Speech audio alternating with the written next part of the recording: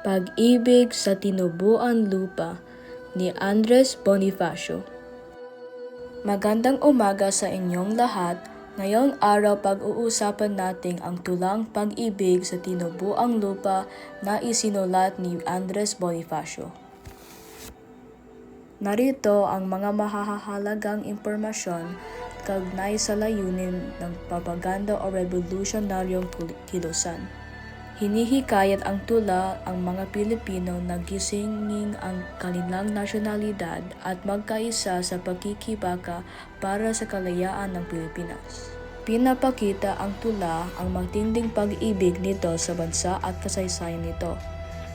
Ikinukwento nito ang mga hirap at sakripisyo ng mga tao noong panahon ng kolonyalismong Espanyol. Ipinapakita ang tulang ang kamalayang kung paano tinrato ang mga Pilipino bilang mas mababang estado kumpara sa mga Espanyol. Sa kabila ng sitwasyon, dapat palaging ibigay ng mga tao ang kanilang pinakamahusay para sa kanilang bansa at hinaharap nito. Muli, maraming salamat po at magandang araw sa inyong lahat.